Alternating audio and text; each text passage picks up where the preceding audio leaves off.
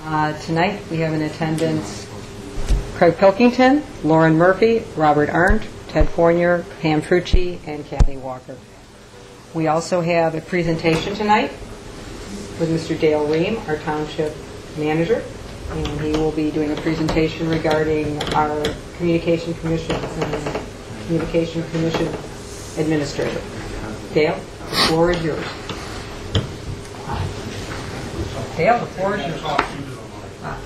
Thank you. The floor is yours. Dale Ream, Township Manager. When you say presentation, that puts a whole different expectation on things. I don't have a slideshow presentation. I know by talking to Ted Fournier, Steve Frucci, I wanted to kind of go over the administration, and I know some of this will probably be boring for you, but at the same time, I think it's important just to understand how things are organized, because I know that we just recently, I should have remembered this date, but last summer completely upgraded and revamped the ordinance from a cable commission to a communications commission. So with that taking place, they kind of changes the scope and the focus of things. So, but basically, as the township, Roseville, we're a general law township, and we do things basically as outlined in the state law. We follow what the law says and how we're organized. As opposed to a charter township, the law allows a charter to be developed, which is in essence kind of another ordinance, a charter that says these are the things that the government will do, and here's how we're going to do them, and here's our taxing authority, and here's how we're going to pay for them. Well, as a general law township, we don't have that charter. We follow the state. And what is allowed is the township board has the right to create commissions and, in essence, delegate authority to those folks. And whatever those powers are defined by ordinance. And in general, it's oversight and advisory, whatever that department may be. Here, communications, recreation, police, fire, public services. There's some specific state laws related to planning commission as an example, but that's kind of the general outline. And under the township ordinance, it's chapter 67. I know you've all seen that, the actual code and revision for the Communications Commission from last summer is a subsection of that. And the very beginning of chapter 67 is the general commission guidelines rules, if you will. So from that, the township board, obviously, they hire staff to run the day-to-day operations. And whatever those activities may or may not be, obviously they're specific to different departments. And where I come in as township manager, it's my role to oversee the department managers. So whatever those day-to-day responsibilities are. Of course, there's additional things that I have as personnel, so on and so forth. And the township is structured in a way that the finances are separate. There's a finance department that has separate finance authority over me. I'm the administrator. So it's kind of a division of duties and responsibilities, which is a good thing, because obviously if I'm in charge of the administration, it doesn't make sense for me to be in charge of the purse strings. So, but this all comes back to the township board as the checks, the ultimate check and balance on how things are put in order. But basically, specific to the communications department, myself as township manager oversee Ted Fournier, and obviously Ted is the administrator, is responsible for running GITV, doing projects with the schools, taking care of the web page, this room, all the technical computers and things like that. He does a lot of field shoots. Obviously, there's a lot of events that are taped. It's funny to say taped when they're not on tapes anymore, but nevertheless. So That day-to-day administration is whatever the department operations will be, again, whether it's another department or not. But one thing that is core, all departments interact with the finance department. The finance department, they're responsible for all those fiscal controls. And in general, it means that you're compliant with the budget. There's line items, there's specifics related to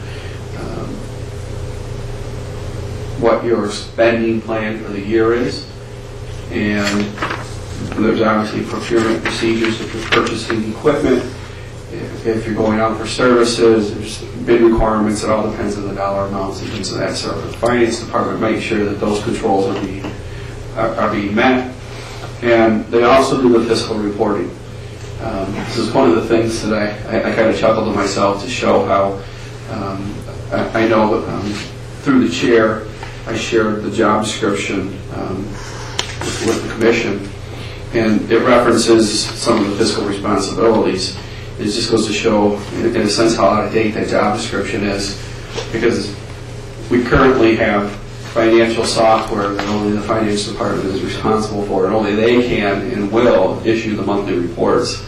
So there, obviously we recognize that there are adjustments that need to be made, especially since we made the changes to the ordinance last year.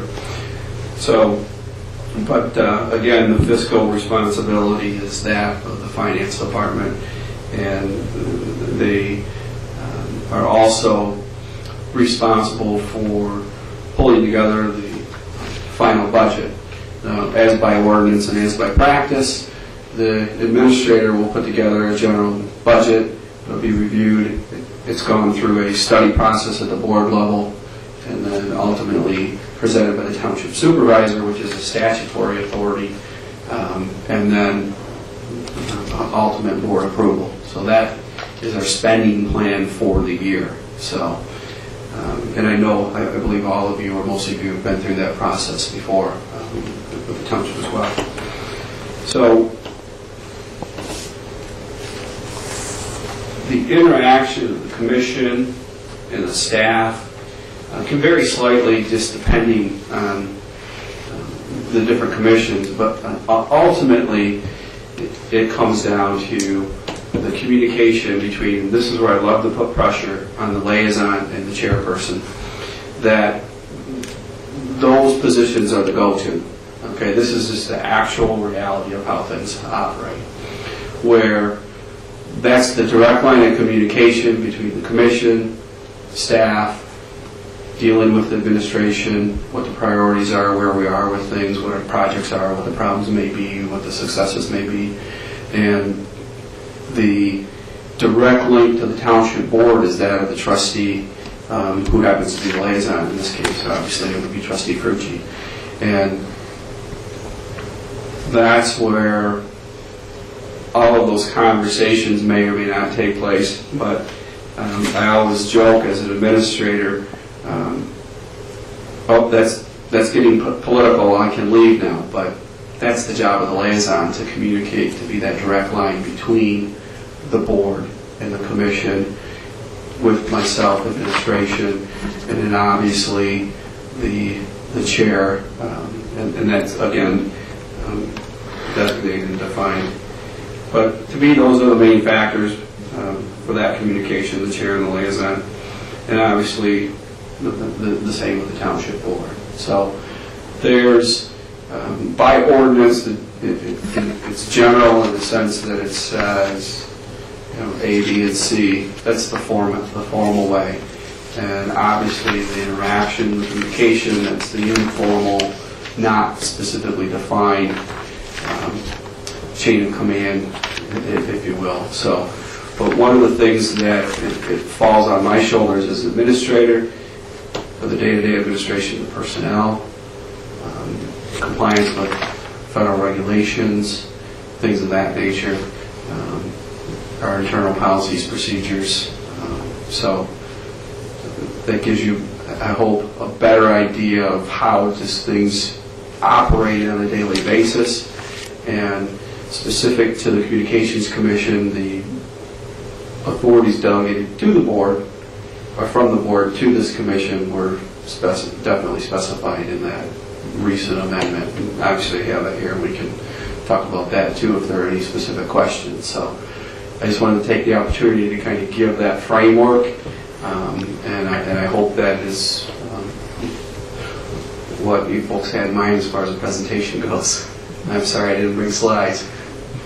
Does anybody have any questions for Dale? Pam? Dale, do all the job descriptions date from 14 years ago? Have any others have been updated? I've been continually reviewing job descriptions. I know, as a matter of fact, last month we finished one, and some of the job descriptions obviously rely or require to be reviewed with the union staff, so that adds to the process too. I would say we're probably in the process of actively reviewing about a quarter of the job descriptions right now. So it's a continual process. If I may. Yes.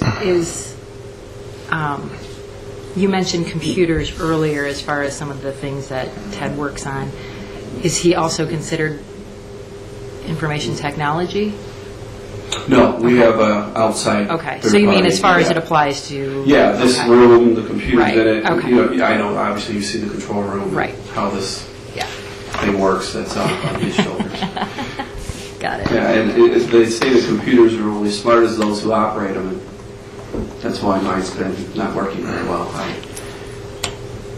I'm a medium technology person, and I know my limits. Just enough to be dangerous, right?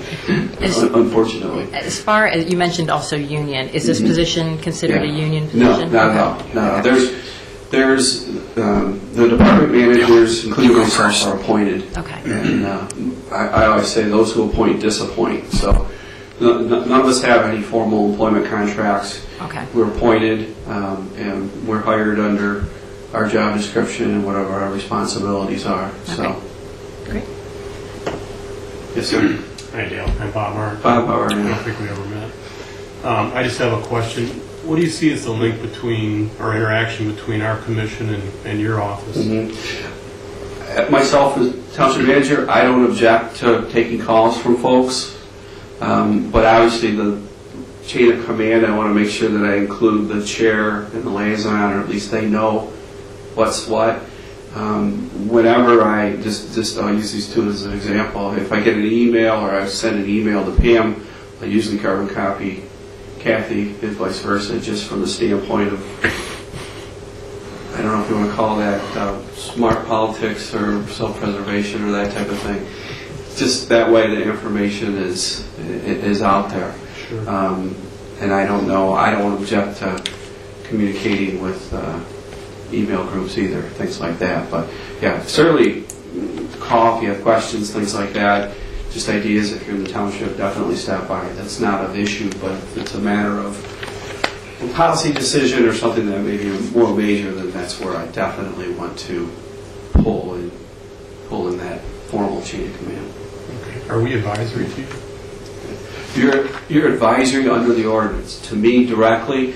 If you say, "Hey Dale, we have this great idea. I want to think about doing this or doing that," in some instances, Kathy or Pam may say, "Bob, here, this is your project. Go talk to Dale, talk to Ted." That's totally acceptable. Okay. Thanks. Madam Chair? Pam, I'll defer to you. Is your job description date back 14 years, or are you up to date? I don't believe so, no. My job description, it's probably, I know I haven't updated it since I've been manager, it's been 10. You can update your own. So, yeah, that might not work too well. Madam Chair, I have several. Yes, sir. Number one, this is the first time we've seen the job description for Ted. The first that I know that it's ever been distributed to the commission. Do all commissions and all commissioners have copies of the job descriptions for their department heads, and would that be a good idea to distribute to them when they come into office? I know myself, as manager, I have not distributed that as a matter of routine, so I would assume that no, not all of them do. Okay.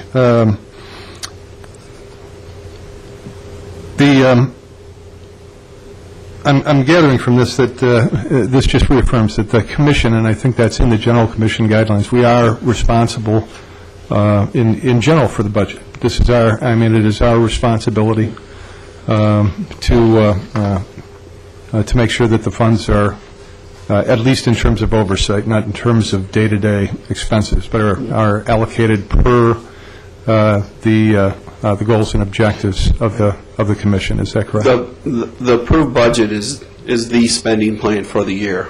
Mm-hmm. And once the draft budget's put together, obviously it's reviewed by the commission, and then the township supervisor will ultimately finalize what that budget may be from every department, every division, put in the final document, and then ultimately some form of that is approved by the township board. And that is the spending plan that is adopted. So throughout the fiscal year, obviously I know it's been practice, especially since we have the newer financial reporting, that on a monthly basis they get those reports out. So I understand that's been added to your packets. Is that correct? So there's definitely, so you can see and feel this is where we are with these specific items. Obviously, some things are going to be more discretionary than others. Other things are just locked overhead, if you will. But I have a couple more, unless somebody else has some, because I've already had two. As I understand it, one of the changes, and there are only a couple of the clauses that are imperative in nature and are in the revamped language, where it says that the Communication Commission shall, and there's an expectation that we'll execute. And one of those has to do with standards and guidelines. So as we promulgate standards and guidelines,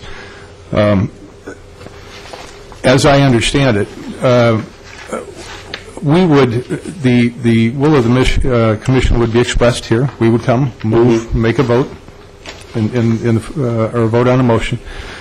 That would go to both Kathy and Pam, then, and probably Pam as board liaison would take this to the board. correct. Or to bring it to you in case it did not need to go to the board. And then it would be your responsibility to interact with Ted to make sure that whatever those standards and guidelines are executed upon. Perfect Is that example. correct? Perfect example, yes. Okay. All right. Very good. Last one. And this is in general, not just relative to Ted, but for all department heads. When you do a performance evaluation, what are the kinds of criteria that you will look at in evaluating and assessing employee performance at the end of a year? Do you have sets of tangibles for each department head that you go by? Or how do you do that? I'm just unclear on that. Certainly. There's a process and procedure in place on doing those annual reviews, which is part of the administrative requirements in the administrative review book. And what I do is when I meet with managers, I set, what's the measuring stick, okay? And one great measuring stick is what they put in their annual report, what their goals are for the upcoming year, what they've accomplished.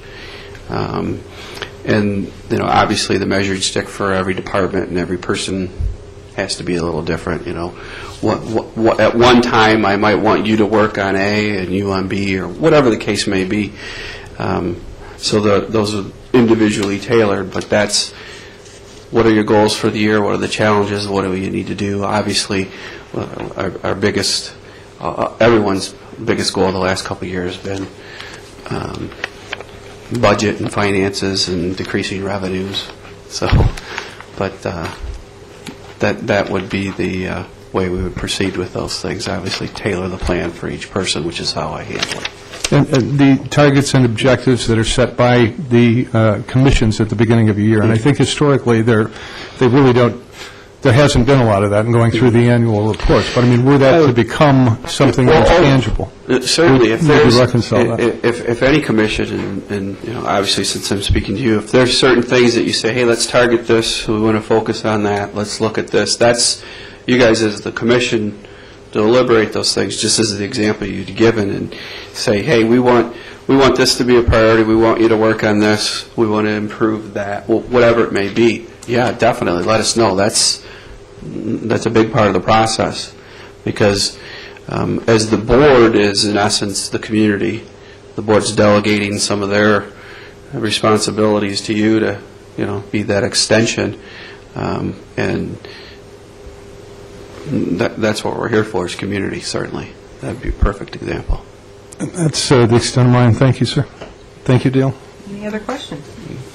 All Thank right. you for your time. I know this Thank was, you. Next time I'll bring pictures. you are welcome to stay, and I'm sure you might want to just sit through this. You know, I definitely, I will for a bit. Thank you. Thank you very much, 8 Bill. o'clock, right? Yeah. 8 o'clock, I'm done. Okay, presentation, approval of agenda and amended, as presented or amended. Any additions, deletions? Which one are we dealing with first, Madam Chair? The agenda. I would move that we, that discussion item 8A, website survey, which has been discussed several times in past meetings, be moved from discussion items up into unfinished business. Oh, great. Not a problem. But there is a lot of discussion on that tonight, to unfinished business. But I also have one on the minutes, if we could, I don't know whether would you like to take that separately? Yes, I would, if there are no other further changes, do we have a vote on the approval of the minutes as amended? I'll say aye. Aye. And the motion passed. Agenda's approved with one amendment to unfinished business. Okey-dokey. Moving right along. Next, nomination, election of Communication Commission Secretary. Last time we had a meeting, Lauren was kind enough to offer her services to help out with the minutes. Appreciate it very much. And you expressed an interest in continuing on. However, I've just got one quick question for you, and I was concerned about the minutes. There was an item in the minutes that pointed out that you had already become the secretary, and and you were very detailed in your comments. You said it was that it was moved by Craig, seconded by Robert Arndt, and a 5-0 vote. And I was just wondering how that came about, because you said according to your notes you had that in your Right. yeah. How did that happen? Unfortunately, because it was a last-minute volunteer, I didn't bring any other paperwork with me, so I was taking notes on the agenda, the meeting minutes on the agenda. However, it happened, I just assumed that we had.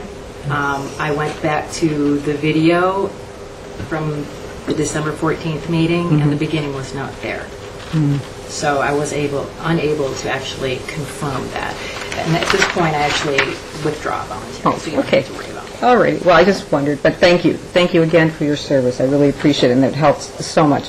Then, is there anyone else interested in doing it? Or should I continue to do it? That being said, I will do it. Okay. Then we'll move along. Are there any other adjustments to the minutes? Have we got any corrections or additions? I have a question on the minutes. Certainly. Under the action items, 3B on Will Evans.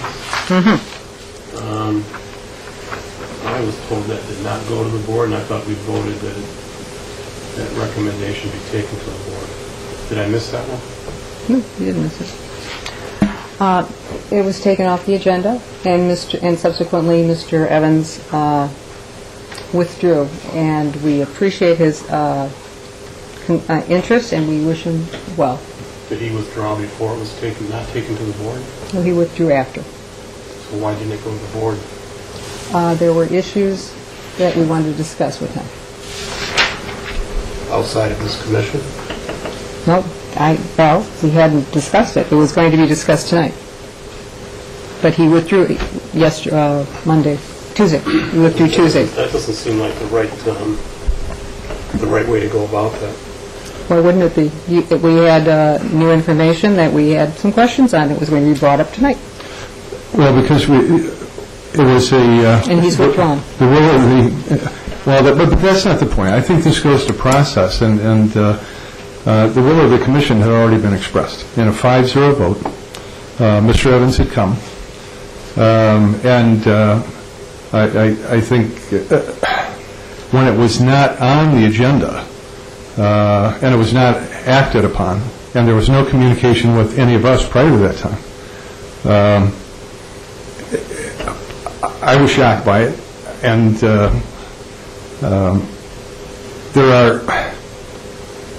are limited prohibitions to serving on a commission. I would think, when did you become aware of this information? I became aware of it the day after our meeting, and I had to do a lot of investigating, and I did try to I reached out to each one of you, and you decided not to meet with me, so we moved on. And it was going to be discussed on tonight's meeting, and he has withdrawn, so it's a moot point. It's not a moot point relative to process. I don't think it's Madam moot either. Chair, if I may, your email was not specific. First of all, if you found out on December 15th about some sort of information, that gave you plenty of time to inform us, call a special meeting. Your invitation for a meeting, as I recall, didn't come until like December 28th. I was off in Florida, and I responded to you. Your email specifically stated that you wanted to meet in regards to goals and objectives and strategy. And other things. This is not something I feel comfortable discussing or putting in writing. This is not something I feel comfortable discussing on the phone. This was something of a personal nature. We were going to do it here tonight. So And there was a lot of personal information. nature, then you want to open it to the public where it's actually going to be This was going to recorded. be discussed tonight. And you don't think that this essentially could be construed as a personnel issue because this individual would be a volunteer, so you want to bring that up in an open forum. It really should be discussed in a closed session. Actually, he's not an employee of ours. It's still a It's personnel semantics. matter. The matter is, it was brought to my attention, it was new information, Okay, we so were going to readdress it. December 15th. It was brought to my attention, and I had to investigate. And who brought it to your attention? I received phone calls at home. From? I don't feel comfortable telling you that. Okay. This was brought This to is my attention. shocking. This is absolutely Are shocking. the grounds, again, I get the prohibitions to service on the commission. Where is the foundation for this relative to our township code? That someone, And is he not a resident? Is he not a legal resident? I would think, since Mr. Evans has withdrawn, and he would be more than willing, if he wanted to come here, he could have discussed it. He has withdrawn. The issue is closed. We wish him well. Okay, it's not closed as far as the commission is concerned, and I think this, we operate on the will of the commission, and I think part of the reason that this qualified candidate withdrew his application is because these assertions were being made about his character. And I think it sends out there are a couple of things here. In terms of process, it's a very slippery slope when a chair presumes to countermand the will of the commission and act beyond the scope of their duties and authorities. That's number one. Excuse me, I'm not acting beyond the scope of my duties. I am investigating. I took a long time to do it. It was very detailed. I presented... unbelievable. Excuse me. I presented it. This is new information. It was going to be brought up at this meeting. I have got a couple other questions. The- Did you ever attempt to reach out to the applicant to clarify any of your findings? The gentleman was reached out to by our liaison. And Would you when like- was that phone call made? If I may. As the board liaison, I asked it be put on the agenda for the January 9th meeting. I got a call from the chair who asked me to withdraw it until she could share with the other commission members her findings. And I felt this was fair. She was chair, and I was just following her direction. She was going to inform the other commissioners the background that she found. I called this gentleman when I thought he was still, this was before I found out he had withdrawn his application, and I wanted to talk to him because his, some of the findings were disturbing. Well, I And think we should be careful of what we say. Well, I'm not saying why they were. They were. But even the thought of disturbing is an adjective that is implied. I wanted to talk to this gentleman because I was all for him when I met him. I didn't know any of his background, and I wanted to find out if he is, the findings were all behind him, and I just wanted to sit down and talk with him, and then I found out from the chair that he had withdrawn, and I don't know what his reason was, but I don't know. Pam, do you remember when you made that phone call, when you tried to reach out to to the applicant? It was a couple of days ago. Again, this also suggests that, there was plenty of time to call a special meeting of the commission prior to this time. As a matter of fact, it could have been scheduled at the same I time. tried that to meet with each one Madam, of you. please. Excuse me. I tried to meet with each one of you. Did not occur. It was going to be tonight. That was it. Well, but And that's where we're at, and he has withdrawn. we're all here as equals, Kathy. And again, it goes to bad process. And your email, I would like to schedule a discussion with you before our next regularly scheduled Communication Commission meeting. The topics for discussion will include, but are not limited to, your opinions on the Communication Commission's 2011 performance and its 2012 goals and objectives. You could have reached out to any one of us via phone and suggested this was, without putting this into print, and suggested that there was something of a different character that needed to be brought up well in advance of the board meeting. It's still, the commission voted to take an action and to make this recommendation. And to withhold it is improper. I mean, if It's not improper.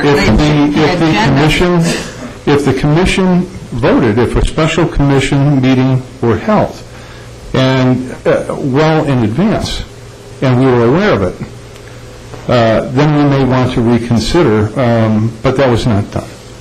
The agenda items are added and removed all the time. This, not to say that it would not have been put back on. We wanted to have a little discussion. And it would have been tonight. Madam Chair, I would like to know what specifically the reasons were that would have precluded and suggested that this person should not, that recommendation should not have gone through. I am not comfortable putting this issue on the air. Turn the tape off. Then I'd move, With us, you're going to work. I would move that we recess the meeting and go into a quick, If you don't work with We us, will we will Closed session. recess, if everyone agrees. take 5 minutes. Recess? Take 5 minutes. The vote? Okay. Ted, can you turn? All in favor? Aye. Or why don't we adjourn into the other room? Into the conference room. I mean, that makes the most sense. We still have a public hearing. Closed sessions is closed sessions. That'd be appropriate.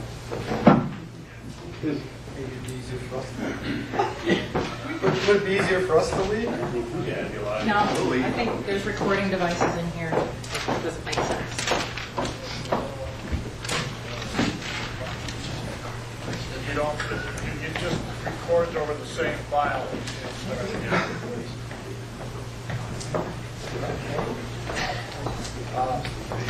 The keyboard. How you doing?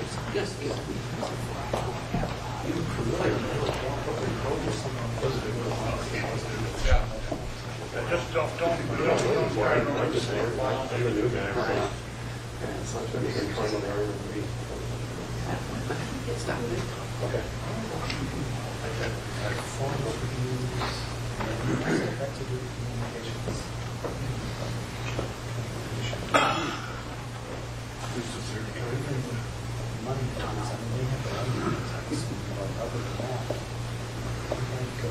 Job descriptions, what does that matter to the locations?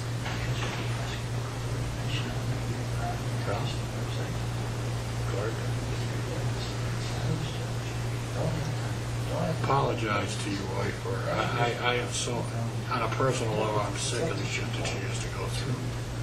Propose their own job descriptions and then for their bosses to, and that should be done every time there's a change, once a year or review it. I mean, I'm totally That's what you told me today. I've been dreading this. I've been dreading this meeting since I was working the last meeting. And when I found out the next day, these meetings have become the worst day of my month. I don't sleep the night before. I hate conflict. I'm not very good with conflict. I don't handle it well.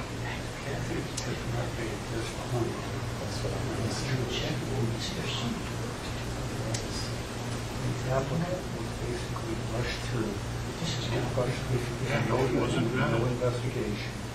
And people. I never heard of him before today. I never heard of him So, before last week. Or last. no, that's, I mean, and the things you don't like. That is a horrible thing. It's good to have retired firefighters. So we had a normal margin control and also the cost of Sometimes I take you lunch to show you how to use this.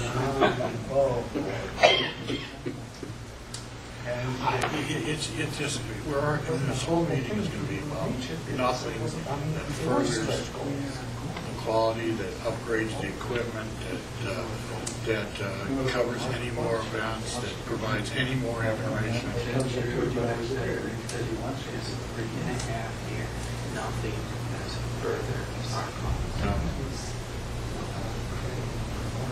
And the main reason is to send it to him. That was pretty good. And someone missed something. It's so familiar in the city. So I think we're going to call it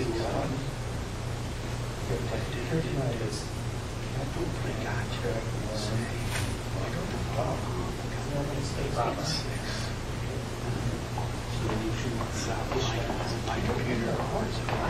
That's what I do. I don't know if I can do it, but I'm going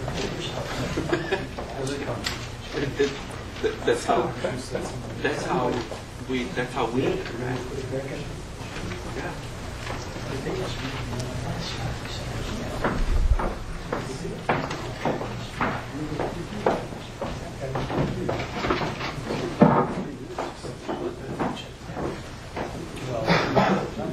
That's why when they wake up some morning and check the sales signs. Somebody put it over here.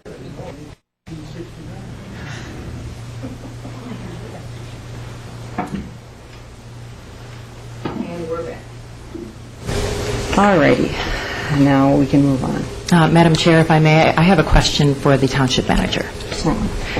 Dale, if I may ask you a question, do you know what the process is when an application comes in to the township for anybody to serve on a commission or a committee? And can you tell us what that process is that goes through? Because I do know, based on the application, that, there's not a whole lot of questionnaire about background. There is a question that is in regards to a felony, but it also states that that doesn't necessarily preclude an applicant from serving. And do you also know, are there any parameters or anything surrounding that would, is there a list somewhere of things that would preclude somebody from serving on commissions or committees? When someone makes application to a committee or commission, sometimes they'll take the same application form and put 2 or 3 commissions on it, things that they're interested in or their background or whatever. Most folks attach a resume, whatever the case may be. And once that's received, that's sent to those commissions that there are interests. And even to other commissions that have vacancies that there aren't any interests. They may not have checked that box for that group, but we do share them. And generally when an application comes in, the commission will look at it and say, hey, yeah, let's, we've got 3 applications, we got 1, let's interview this person. And the group as a whole will interview this person. There's no written procedure on what questions to ask them or anything of that nature. And to answer your question, what is the measuring stick on whether this person is qualified or not, or do we take them or don't we? That's ultimately a board appointment, and it's at their discretion. Right. So there's really no formal vetting process or background check? Well, that is. As far as a background check, things of that nature, I know in the past, depending what's been on applications, we've taken a look at those things, but it's not a written requirement. So then the assumption is after the township reviews them and they're sent to the individual commissions or the chairpersons of the commissions, that they're basically or essentially okay, right? Maybe, maybe not. I know there have been situations where, if memory serves me correctly, that board members may or may not have had additional issues or issues with things or whatever the case may be. So it's not always a guarantee. That's where the discretion of the board may come in. So in your opinion, based on what you've heard so far, do you feel that the action that has been taken is appropriate for additional background checks or investigations based on hearsay from phone calls?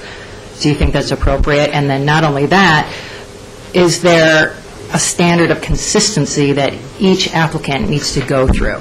Because when you start getting into, I'm going to look at this individual because nobody called me, but I'll look into this because somebody knows somebody, and... Right. To answer your question, that's actually a question that I know the board has discussed on a couple different occasions.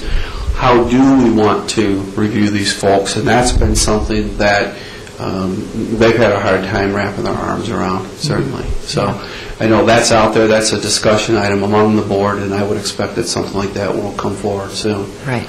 Okay. And rarely is it a big issue, but sometimes it is. And you know, obviously you don't want to expect everything to be more complicated than it needs to be, but sometimes it is. So you do need to be ready for it. Right. I appreciate that. Okay, that's all I have. But I do have other comments.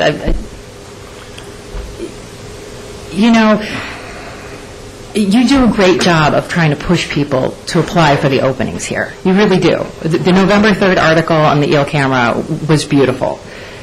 And it had your name on the byline, so. Anyway,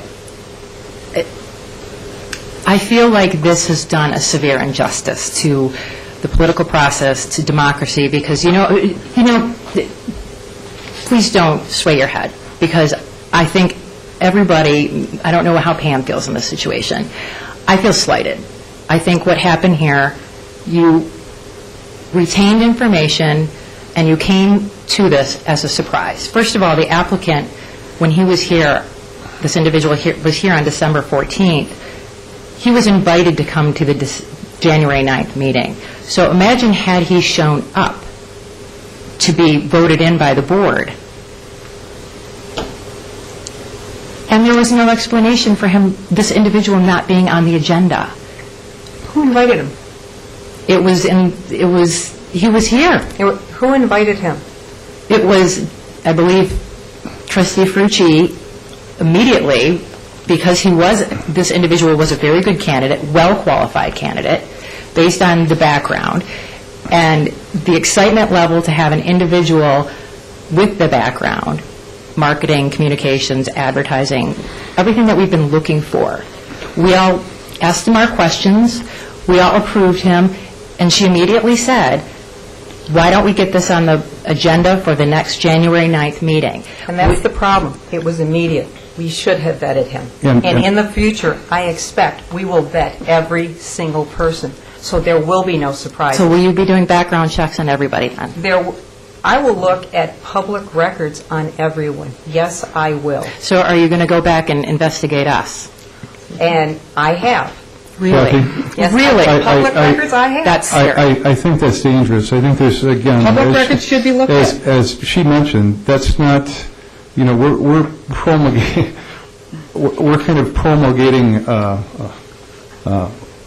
township code here, I think. This is addressed under township code, and this is really something for the Board of Trustees to deal with, and not for individual commissions, because, again, you can get, I think, significant inconsistency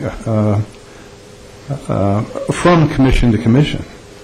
And I would certainly recommend, and maybe if they're watching, and certainly one of our trustees is, two of our trustees are now in the room, that maybe this be, addressed in a study session, and that we have criteria for, maybe for the vetting process, but for any one individual, I think, to just arbitrarily take it upon their shoulders and then apply a level of scrutiny that hasn't been applied in the past and is, I think, dangerous, a very slippery slope. And I also think that it could invite, depending upon the level of exposure and the number of people that are talked to, and whether that it could invite a complaint against the township,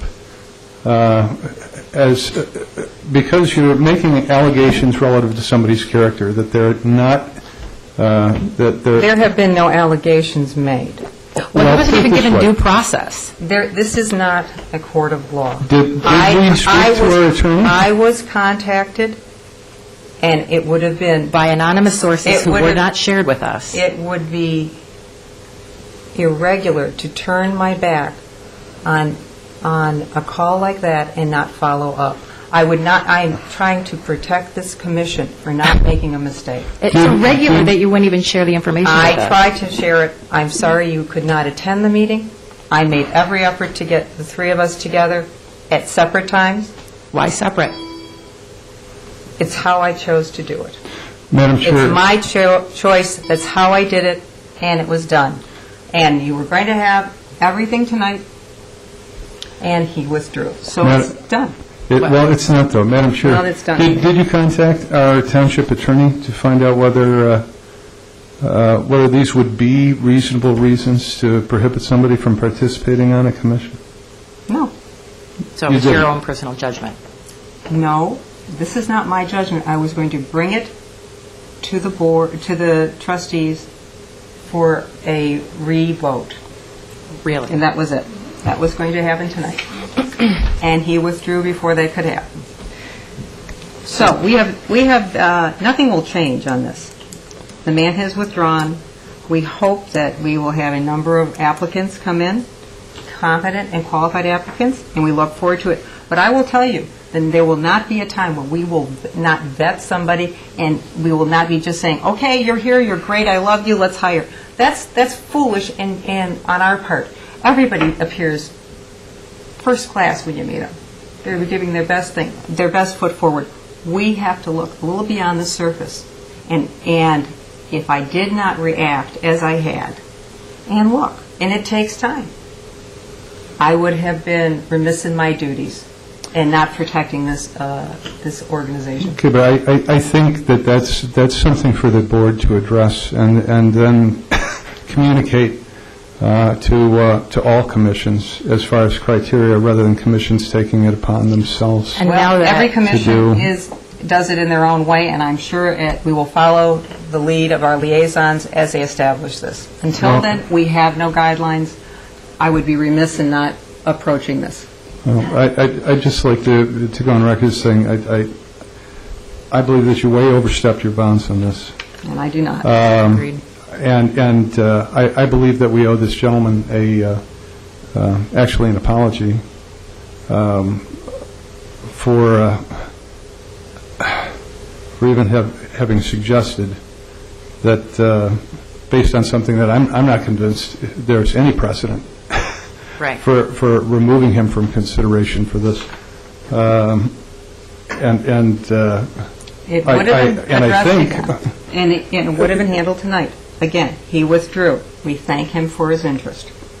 He took the charge on his own and did not contact us, and returned our call. You didn't contact him. I Did would not contact Pam back. Again, it's over. He's withdrawn. I would hope that if he is watching, that he reconsiders. And we have his unfinished business now withdrawal. next. Water bills. Mr. Horvath asked about water bills being put on. And I did as much research as I could do, and we have an answer for you. Ted, would you like to explain how we would approach this? Good evening. It's a very simple answer that this commission really has no say in that particular item. If any citizen wants something on the webpage, they should contact that department. That particular, the water bills, is the DPS. And if the DPS goes to their commission and talks it over with the board and decides they want it up, we'll put it up. It's that simple. I have told Mr. Horvath on numerous occasions that if he would give me a list of everything that he wants on that webpage, that I would personally walk it to each department and find him an answer. This commission has no say, and my department has no say what goes on that webpage. All I do is facilitate the information that the fire and the police and the clerk and administration wants on that webpage. So to appeal to this commission for the water bills, it may be a noble cause. I personally don't care what my neighbor pays for water. I just care that he's not stealing the water out of my swimming pool. But if the DPS wants to put that information up and the board wants it, we'll do it. I've been accused of being a quote-unquote roadblock to information for the township. I just facilitate what people want up. Somebody called me today from the Border Patrol and asked me to change a phone number. I said, yes, sir, I went to the Border to change the phone number. So that's how it works. So I encourage Mr. Horvath to go to the water department and make his case, and if he wins it, we'll put it up. Thank you, That's how Ted. simple it is. Mr. Horvath.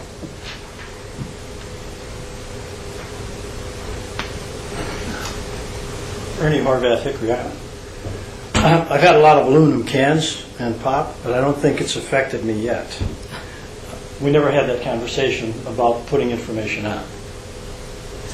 The reason we want to put information out, I can quote an old senator. His name, I think his name was Hollingsworth from North Carolina. Mm-hmm. In the bad economy, he used to say there ain't a whole lot of consuming going on out there. There ain't a whole lot of communicating going on here.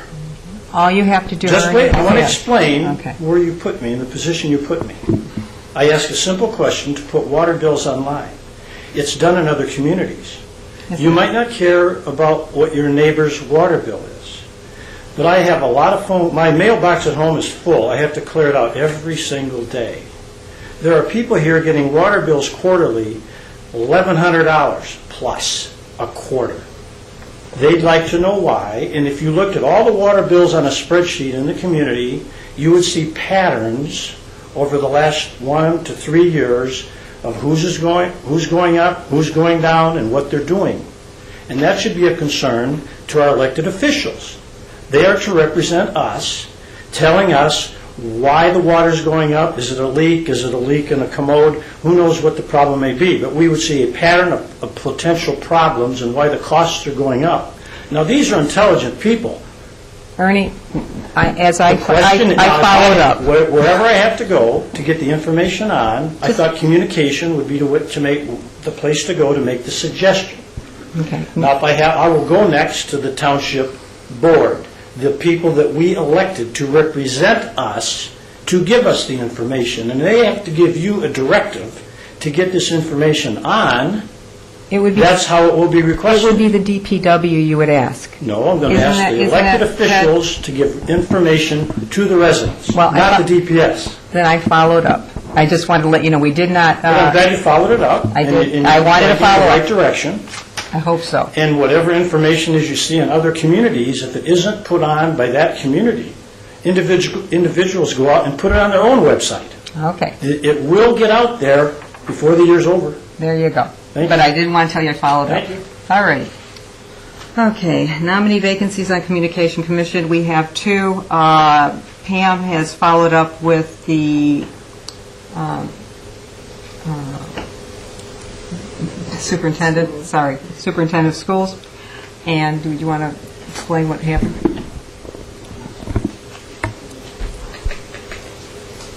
This came up at the Township Board meeting Monday night. It was a discussion item, and I was putting a plea in that we might try to get a waiver for Linda Solano. Is it Solano? Solano. Because I had talked to the superintendent, and he said that she is the best person in their staff to be the school liaison. And he said that he could come to certain meetings, but he doesn't have the background that Linda has. And it was discussed, and the consensus was that because the ordinance that creates the Communications Commission says that we all have to be island residents, and she lives off island, therefore she could not be a full-fledged member, one of the 7 residents of Grosse Ile. So what I was going to suggest when I gave my report for as the liaison is that she's not here tonight, but she certainly would be welcome. And I'm thinking maybe we could communicate to her if she would send a report for our monthly meetings so we know what's going on with as the school liaison, because I know Ted works very closely with the school on a number of activities, that she could either give a written report that could be shared at our commission meeting, or if she would come for the meeting, give her report as a school liaison, and then she would be free to leave. But I hate to lose out on somebody as well qualified as Linda is. Apparently, she can't be an official member of the 7-member board, but I want to have her input so that we know what's going on at the school end in communications. Just to follow up, I did contact her. I reached out to her. I have not heard from her. I invited her to the meeting tonight. I'm wondering if maybe you could, when you contact her again, if everybody's in agreement that it would be good to have either a written report or her in person here, just to share what's going on at her end, because we used to have Jennifer Parks, and I think it was added to our information to have Jennifer Parks here as a school liaison.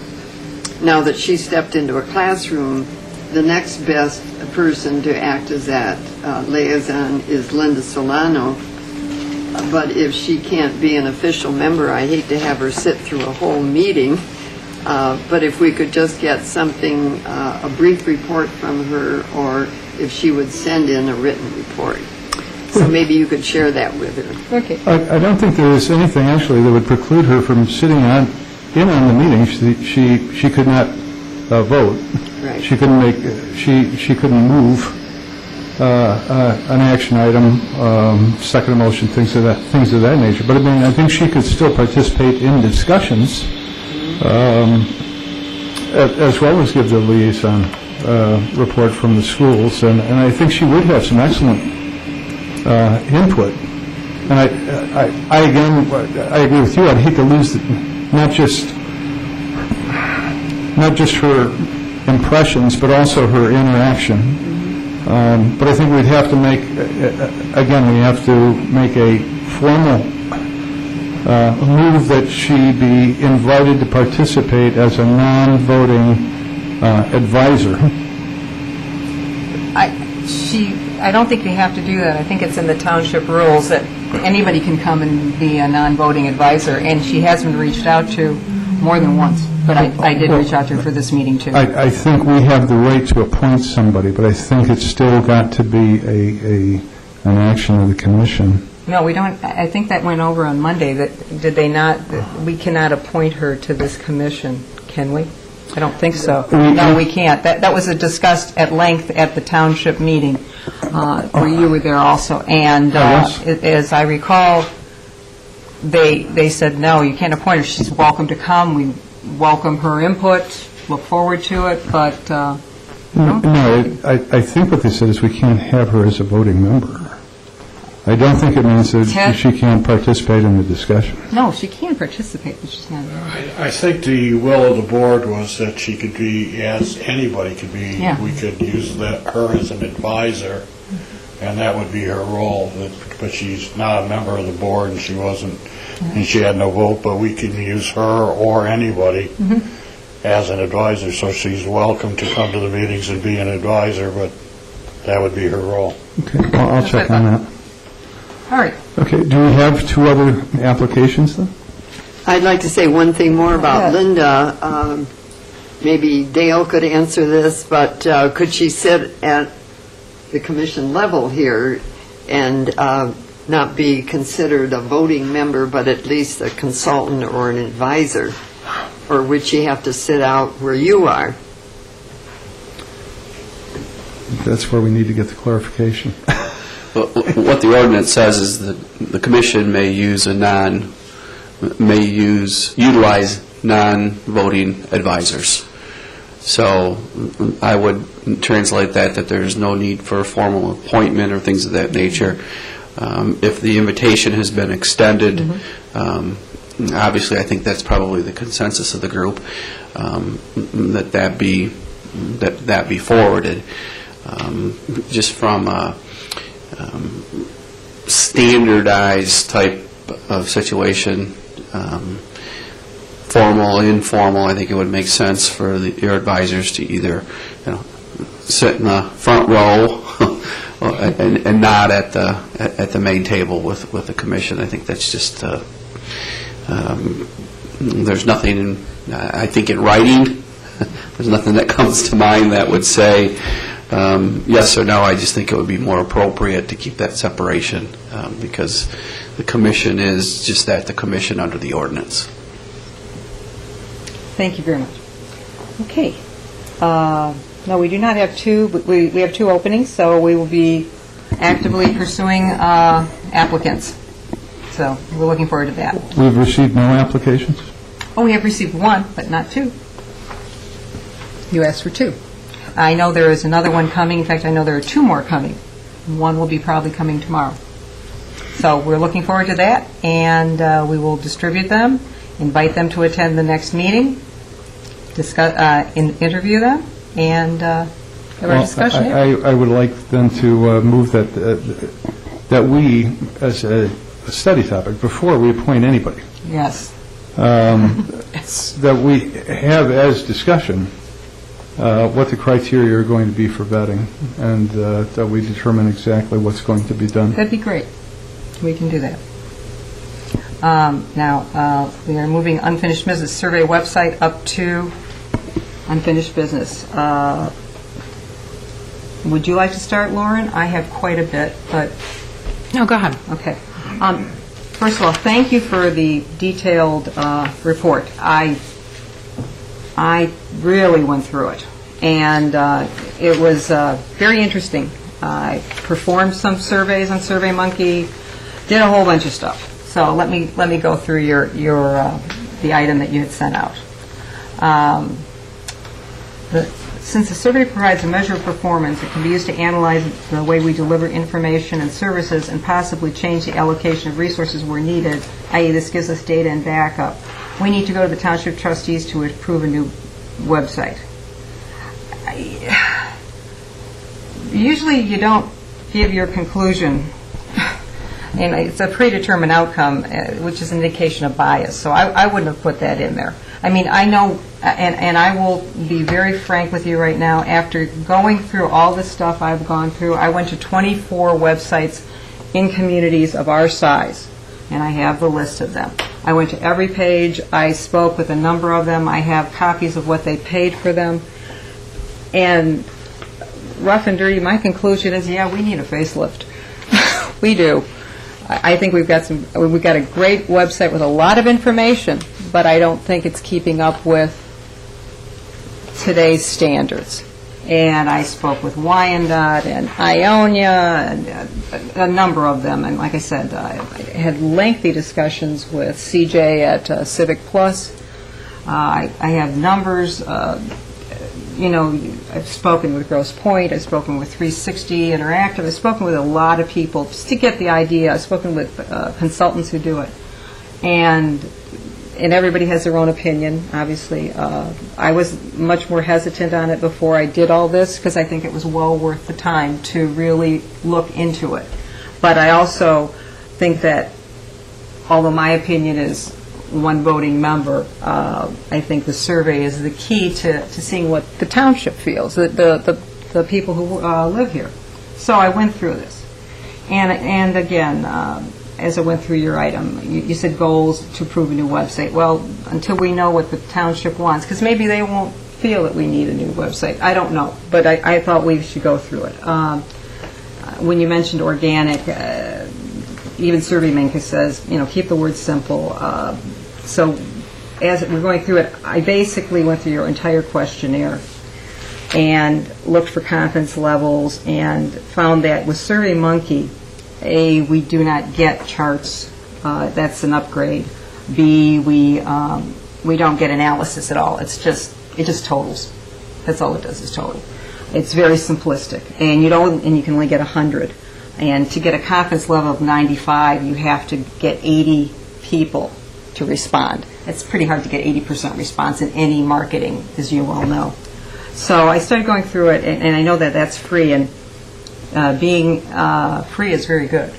So I reached out to Tim Rooney, who does the channels, and in keeping with our little note that we had about wanting to get this done in the spring, his channels has a deadline of April 1, basically.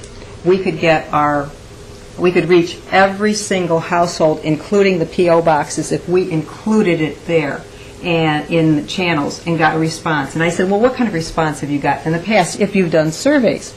He said he's done a survey. He got 15%, which I thought was amazing. Because if we got 15% on 5,000, that's way beyond what we need. We need 200 and I think 58 to get 90% confidence, 357 to get 95% confidence level. So I thought that might be a better approach because, first of all, we would kind of be biasing ourselves if we advertised for web addresses, because usually the outliers, the people who are very passionate for or passionate against would respond, and the neutrals would not. So again, I went through all that, and I said, well, okay, this would be, everybody's got a fair shot. Another problem with SurveyMonkey, because I did a couple surveys just to try out the IPs and all that. You can send, if somebody were so inclined, you could sit at this one computer and send, if you want, 50 different, responses, because they don't screen them out, which I was surprised about. You can't forward them, but they don't screen them out. So, long story short, I thought that was a great, offer of Tim Rooney's. It would cost nothing. We could do analysis because SurveyMonkey doesn't do any analysis. You know that. They just don't. So you'd have to do it. And as I was going through it, I did happen, as I've said before, I have a lot of business associates, and I have some business associates who are statisticians, degreed statisticians from U of M who have worked in many analysis positions. And I started asking questions. And the first thing they said about this survey is, if you ask a question, they can only give you a yes or no answer, so we should make statements with the Likert schedule. So I took basically your questions and kind of changed them a little, and I did it's easy to find specific information on the Grosse Ile website. Strongly disagree, disagree, neither agree or disagree, and on and on. And then I would switch it to, it's difficult to move in and out of the navigate. So I would go back and forth, and I ended up, and again, I will email this to everybody, because I finished it late last night. The omissions that were there were, you might have very strong feelings about the website. You also might be 80 years old and not own a computer and have never gone on the website. But you might have strong feelings about it. So that might be something we ought to know when we do the analysis to remove it. So I put in something about how often we visit the website. Again, these can all be changed, but I visit the website once a day, once a week, once a month, and getting an age so we can see who's using it. I graduated high school between 1950 and 65, things like that, because people are hesitant to say their age from everything I've looked into. So anyways, I thought I'd pass this on, and, I think we've got a great idea going, and I think it can be handled early in the spring, early summer. We could have it done. We could give it a time limit, whatever you guys want, 2 weeks, 3 weeks to respond. But that way we'd have something that we could really say has a confidence level, and this is what the people want, whether they want it or don't want it. But I thought that's an approach. So would this survey is your thought that the survey would be in channels directing them to an online service to tabulate, or are you thinking that it's a manual procedure? It could be either. We could discuss that, but it would be something that I would think that if we have it in their hand, they might be inclined to just send it back. Mm-hmm. The only problem with that is whenever you require somebody to send something back, your response rate drops dramatically. You would probably get less than 2%, if even that. That would be a high percentage. Well, he got 15, which I was shocked, but that's what he told me he got. Probably because it went along with a registration. So in an individual who's actually registering, they probably submit it with the registration. Could be. There's also the manual tabulation of that, so there's man hours. Sure. There's a human error factor that goes into that. Yeah. Just out of curiosity, when you say you want an in-depth analysis, what are you looking for? I'm looking for more than SurveyMonkey, who just tabulates and gives you numbers. Okay, there's other entities out there, but what exactly, when you say analysis, outside of having numbers to derive? Well, you have to have things that you can help determine if it's a valid statement. As I said, if somebody's 80 and doesn't own a computer but hates the website or loves the website, that's really kind of one you don't want to keep in your the analysis would say, well, there's an outlier, we don't want to review that. That kind of skews things. So you have to analyze any data you get. You just take it on face value. How many questions are you imagining this survey to be? I wouldn't say more than 15. I think that's probably too much. Well, as long as what I would really like to see, you have to get some identifiable lines. You have to know kind of their age, and here's the biggest glaring omission. I usually visit the website to view what? We never even ask them, what do they come to us for? If they come to us, what do they come for? What do they really want to see? So that was something that I felt should, and this is not a Bible or anything. This is just what I came up with, utilizing your information, and looking beyond it a little bit. And like I said, I'll send this to everybody, and feel free to change it how you wish. I just thought that would be something that we could really have confidence in if it went to every single household. And then it's up to them. And then we'd know what they feel. I think it's a very good first step. It's cost effective. Yeah. I think it's a really good idea. I think if we're going to do something, let's start with that. Okay. Yeah, I think if we do it, I think it should probably be some sort of an online survey system. Whether we upgrade to, SurveyMonkey is good. if you go there and you actually look at it and dig through it, it is not bad. It is one of the top ones that is utilized out there. So when you're looking at a snapshot in time, I would not exclude SurveyMonkey. When I recommended this, I was going forward with the free platform. That's right. There are upgrades that you can do that has other analysis. So eliminating SurveyMonkey, I don't think is a wise idea. The free plan, because that's what Right. I was dealing with, what I read it, and Right. I will tell you, I spent hours and hours going through this, and I can go through all the detail, but, You see it as a first step. Yeah. It doesn't eliminate anything, it's just, it's a way to get this thing moving. I agree. Maybe we could do this in a two-step process. I mean, we could do something both through, we could do something in a more expeditious manner, possibly with a shorter list of questions through SurveyMonkey. We could also do a more pronounced series of questions that we put out through the through channels. But I think it would be worthwhile if there are other options available, even if there's a cost to them, Lauren. I mean, what I'm hearing is that we need to break out, some of the demographics. Kathy wants to make sure that we've got credible population for each one of these. It needs to be expressed in more graphical form, and we need to have maybe some way of ensuring that there's a limitation or something relative to IP addresses, so that you're knocking out or Right. limiting You're not getting multiple limiting those responses from the same. that are voting That the surprised vote. me. Right. Now, if that's something that SurveyMonkey can offer, and I'm sure that they probably can, what is the cost to that? Right. I agree. I mean, The only maybe we problem- do it in a two-step process. The only problem with, if you advertise for addresses, as opposed to, perhaps we could get them from, we could put that on the channels thing, give it, come this way. From channels, you want to fill out the survey, come this way to do the survey, but not to solicit names, or solicit addresses, because that's a bias. No, it wasn't about soliciting addresses. Well, that's how I interpreted what you said. Perhaps I misinterpreted, but it was like, we're going to advertise for you guys to participate, so send us basically your web address. No. Okay. It was us providing a link and an address for people to Yes, go to. That really, I Yeah. kept saying, that won't work. So No. anyways, but I think this is, we're moving forward, and I'll be happy to send it out to you, and perhaps you could look in more detail in SurveyMonkey beyond, because I was just looking at basic as what you addressed. Yes. So Yep. I spent a lot of time doing the basic. Right. And trying it out, sending it out, seeing if it would forward, doing all kinds of things. I spent a lot of time, and I was glad I did. I learned a lot and brought back the old statistics we used to do. So anyways, Are we at that's the where point where we can have a motion on putting that in the April channels? Yes. Would you like to do that? And say it I slowly. move that we have the website survey added to the April channels and Girlsville newsletter.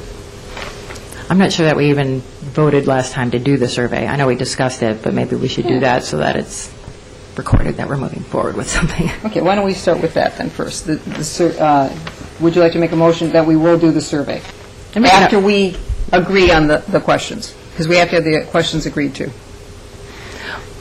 Yeah, I don't necessarily, are we at the point where we're going to be defining questions? I think we can do that via email, just send them back and We've got forth to and get stuff this like thing that. in by April 1, so this is, okay, what we could do is I think we got time. define that we can do a survey. I'll send out the questions that I derived from yours, Mm-hmm. well, the questions, but they're really statements, and add or delete, and then bring it to the next month, and we'll do that. So go ahead with your motion to do the survey. I move that we conduct a survey of the Girlsville residents to see how they're satisfied or dissatisfied with the communications tools at their disposal. I'll second that. With a question. What's your question? Does this mean that the standing at Kroger's is out of the picture? I'm not real keen. Yeah, I wouldn't recommend that. Dissatisfied with Just- the what? The communication tools that are at their disposal, currently at their disposal.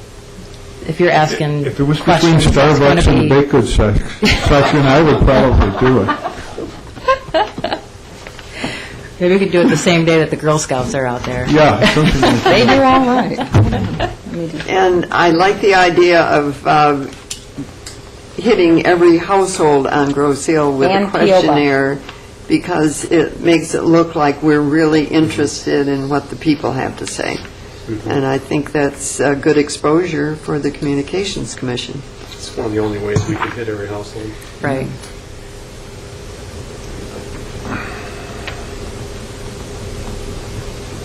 Excuse me. Just a comment on process. It is my understanding, and I think this goes back 8 or 9 years, we had got a clarification. I don't think you can come to any consensus on questions and stuff over the phone. I think I don't know, it's called telephone polling or something like that, but I think legally you have to get together and do it. Okay. You can't do it Fine. We'll through have the it for next process month. of the telephone. Thank you.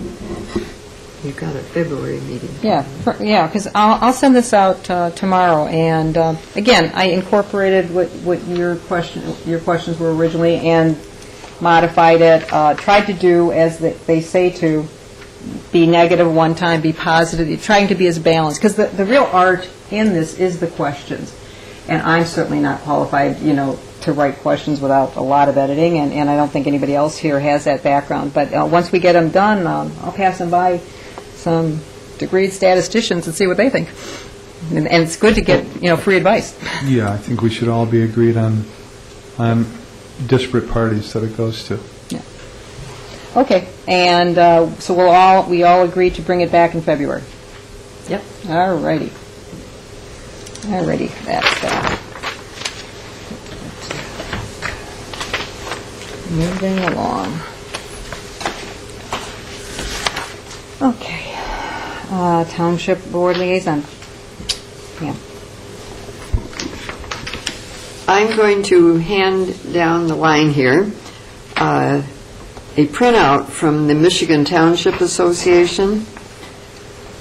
And I had said I'd send it by email, but when I planned to do it, the computer wasn't working right. But I thought just to give you all a hard copy, using the township website as an economic development tool. And it's a whole different slant on what our Communications Commission is all about. And I thought, just read it and react and maybe put that as a discussion item.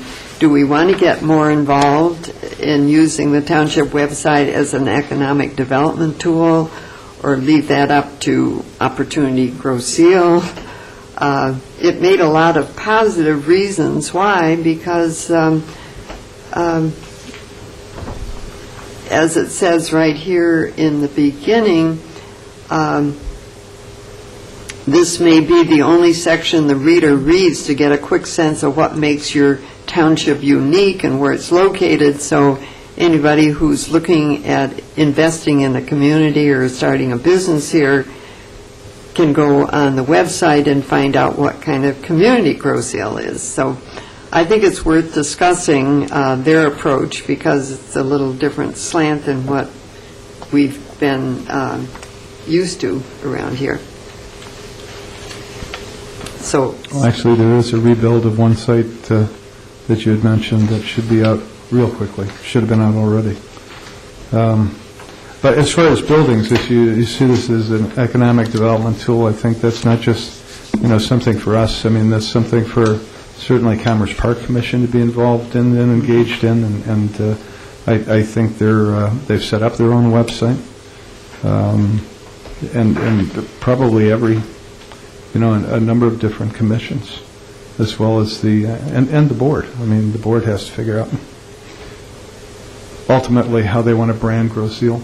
Mm-hmm. Exactly. I found this in, I think it was a Michigan Township Association, no, maybe it was Michigan Municipal League, talking about the Michigan Cable Act.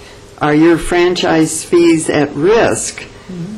And Tuesday, January 24th, from 2 to 3, there's going to be a webinar, I guess. Webinar. Webinar. Webinar. They're great. And cable franchise fees can be a substantial source of revenue for a community, and we've been used to getting a sizable amount from our cable franchise fees. But do you know what will happen when your existing cable franchise agreement ends? Those revenues could be at risk if a municipality fails to recognize and properly respond when a new uniform franchise agreement shows up without notice at the local clerk's office. So the Michigan Municipal League is putting on a 1-hour webinar. Like seminar. Thank you. And it'll equip you with everything you need to know. So I don't know whose hands this should go into. I know Ted's been keeping us kind of up to date with this franchise fee agreement, and he tells us it's just been a handshake up until now, but that may change. Is there a website to go to register? Well, I still have it on my computer, so you can click there. Oh, okay. If you could forward that, that'd be great. Is this something that...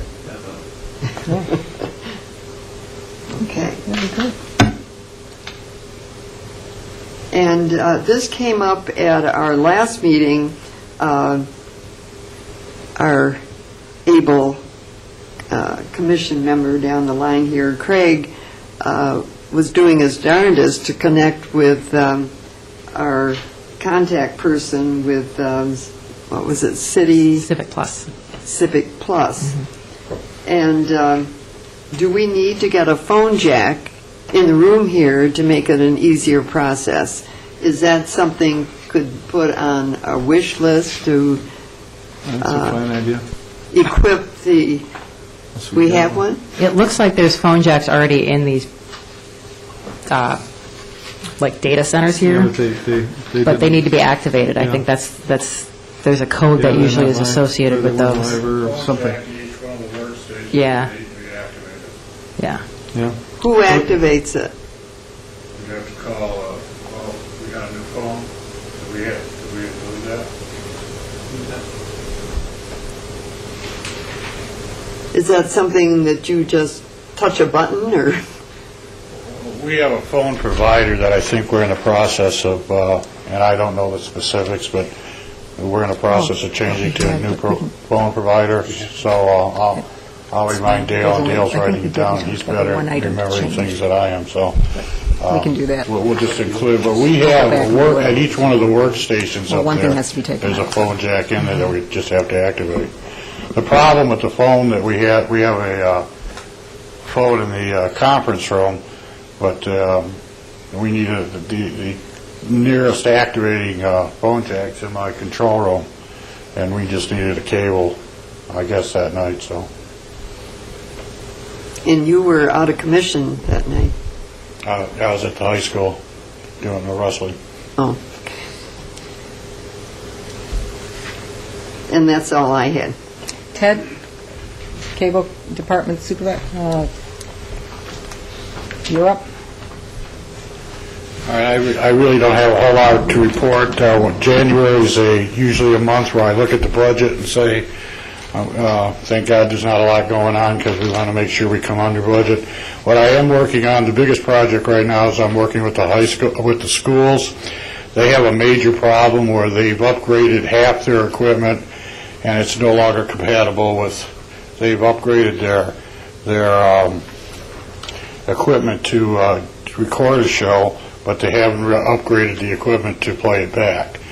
And in order to get it to play back, we're going to have to stop using the equipment that they invested in. So they have this problem. I've given them some solutions. But the biggest problem's come up that they got no money. So we're trying to come up with a free solution to their problem.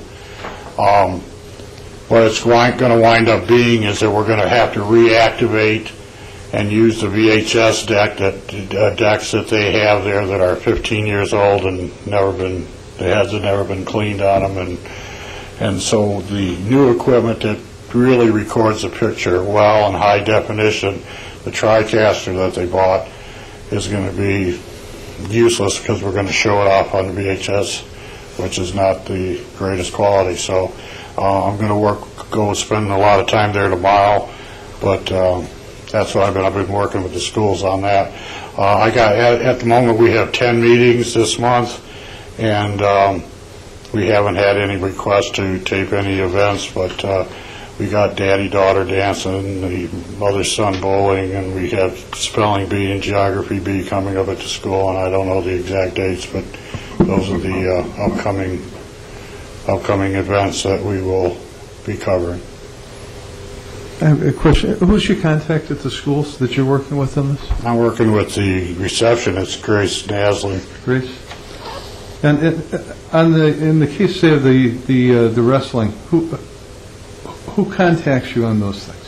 Mr. Gary Snyder, who's very big with the wrestling program, and I've worked with over the years, and he gave me a call and asked me to, they had a very special night where they were honoring the 1991, I think, state champion or runner-up, and they were honoring the 2010 team, and they had coaches coming back all the way back from 1968 and wrestlers back, so it was a special night for them, so they asked us if we'd cover it. So, Is he an employee of the schools?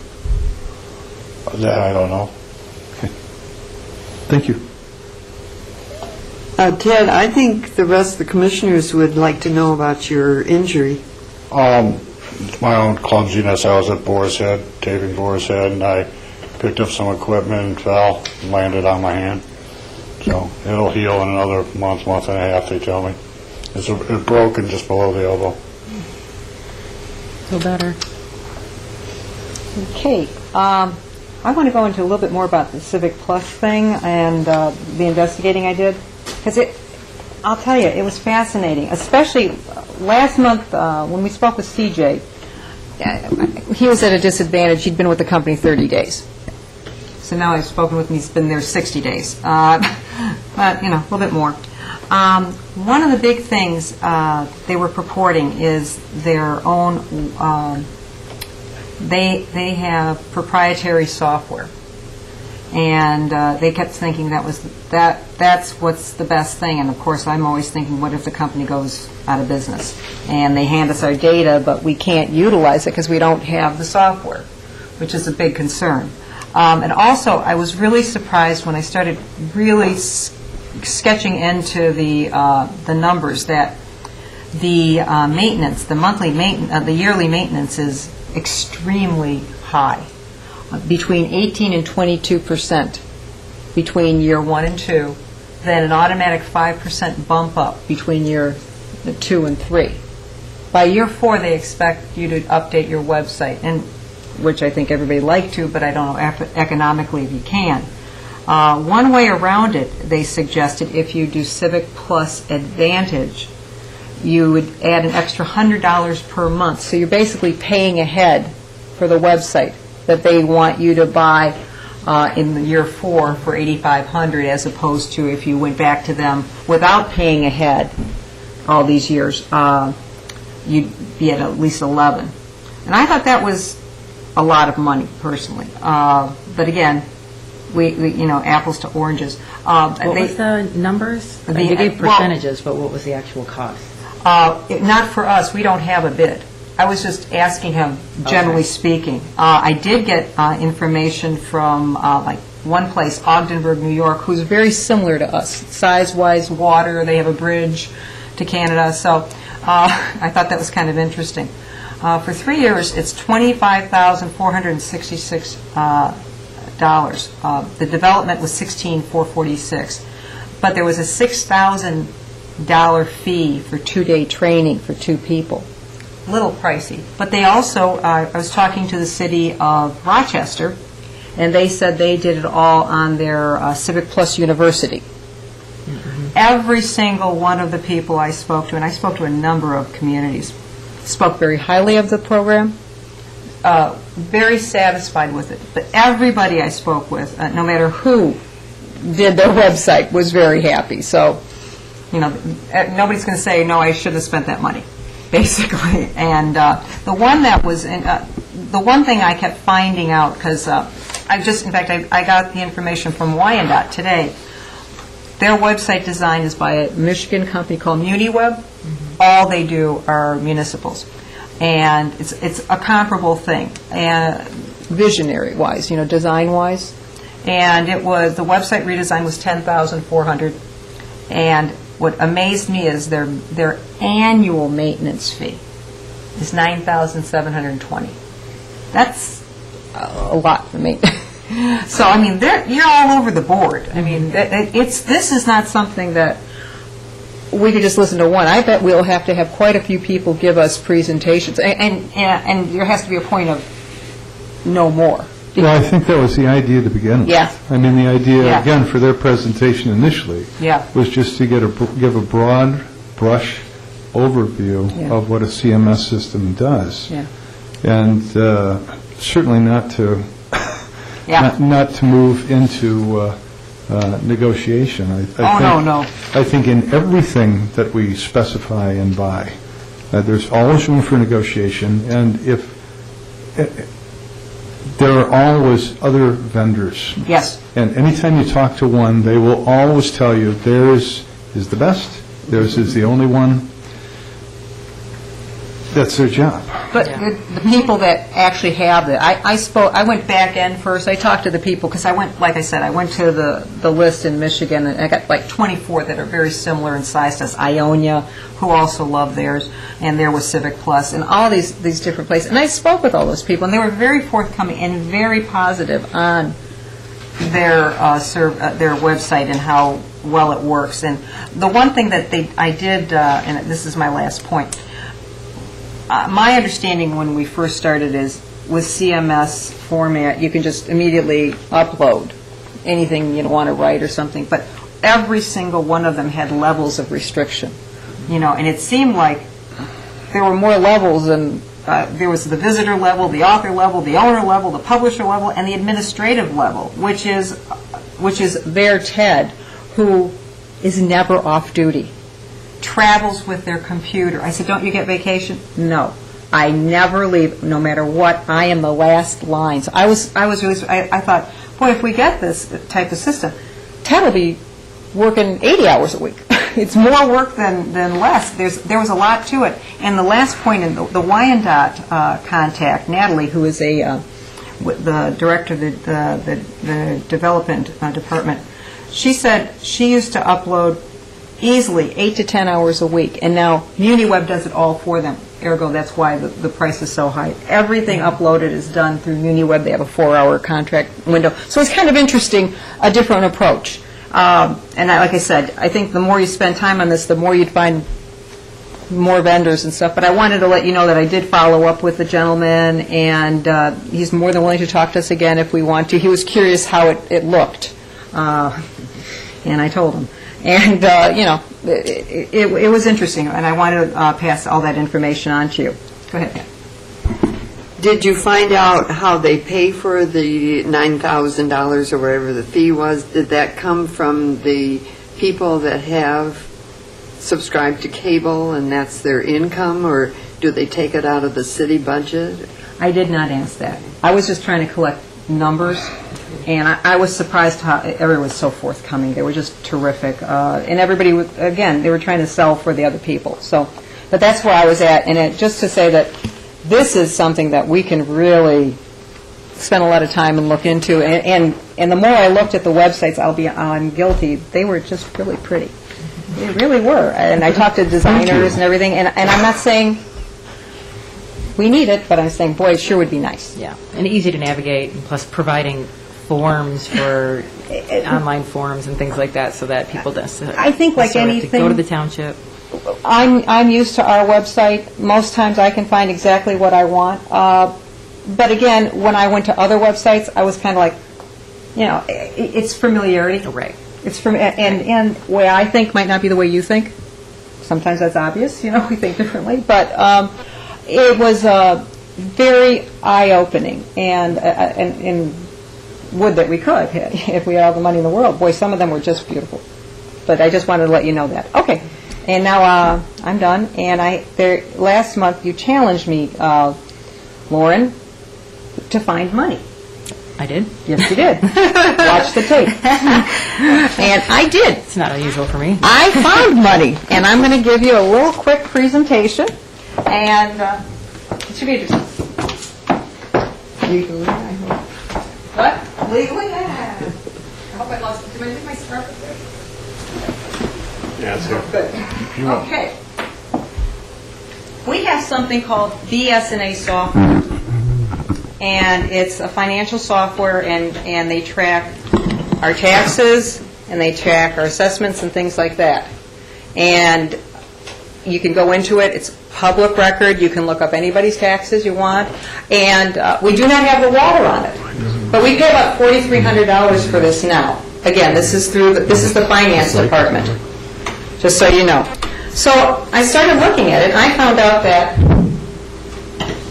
first of all, there are 83 counties in Michigan. 76 of them, or 92%, have this software.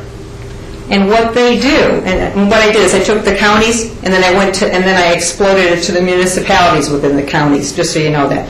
There are, in 76 counties, there are 574 municipalities. And so I started looking. Some of them charge for these lookups. And I thought, well, what do they charge? Most of them charge $2. There's one that charged $3. And I said, well, it probably isn't a lot of places. As it turned out, when I ran the numbers, 53% you have to pay. 53% of the municipalities. Well, that kind of translates to some real bucks. So I just did a little thing. 47% are free, 53% pay. And I thought, well, I wonder what that would be to Wayne County, where Grosse Ile is. So Grosse Ile has 37 municipalities, of which 17 pay and 20 are free. So it's a little bit different, but close. As you notice, this is not something that only a few outliers are doing. This is being done by a majority or a large contingency of municipalities, because we are looking for possible revenue. Okay, and you can see that. So then I said, okay, let me see how it looks detailed-wise. And I did this. Those are all the communities, which ones pay, which ones don't pay, so you can see. And I said, well, let's see. I look at our BS&A software that affects Grosse Ile. So I did I got some information from our finance department, and it's eye-opening. Right here. This is how many hits come in on those pages. Oh, you can see that. Property and land are over 33,000 hits in 12 months. I only have 2010. I don't have 2001. And tax information, which is public record, 32,000. So we didn't look at it all. It's 65,000 of our hits. So a large majority of the activity on the website is people who are interested in property, land, and tax information. And if we did a $2 fee, it's $131,098. Now, this is not something that's not done anywhere else. Obviously, it's done. It's not our place to vote on this or anything. I'm just presenting that this is a possible revenue source should the powers that be want to go that way. And then, if they wanted to, they'd split off some of whatever they get to the the Communication Commission. Now, I know that if we charged, we would lose a certain percentage. And I think it'd be safe to say 30% of the activity. I don't know, but common sense tells you you would lose some. But even if you took 30% off of that, that's a chunk of change. So anyways, this is something that we can't decide, but it is an area that is, I think, very interesting, and obviously it's not going away. In the other communities, it's moving forward, as opposed to people trying. It's kind of like no smoking. The first people started it, it's kind of hard. Now everything's no smoking. I have a feeling with municipalities being revenue strapped, this is an area to look at. So I just thought, spend some time. I hope you find it interesting, yes. No, it's good information. They don't pay for this now? No. And how do they collect it? It would be collected right on the internet. It's through the website, yeah. And I went to a PayPal or for what means? your credit card, and you can't go online. We tried a whole bunch of them. And realtors do this most likely? Yes, realtors are a large part of it. I did speak with the president of one of the realtors on the island, and she said she goes in 6 times a day. And I said, what happens when you have to pay? She said, well, I don't like those places. Yeah, wouldn't it be, I think in some of those cases, you can actually pay a stipend of $25, $50, and what it does is gets you bulk so that you're not incurring transaction charges each and every time. I mean, that's... They have something that you can set up an account with them, but I didn't really go into much of the detail beyond that. This surprised me, and you did give me the challenge, Lord, so I tried to equal it, and I thought it was interesting. Again, we can't make this decision. This is not for us. What's a lookup? If you were looking up like an event, is that a lookup, or is it just Yes, if you go... everything, any kind of If you go to view, this is their terminology when they say lookup. That's BSNA's terminology. That's their software, and this came directly from their information, BSNA software. And this came off of our site? This came off of, yes. This traffic?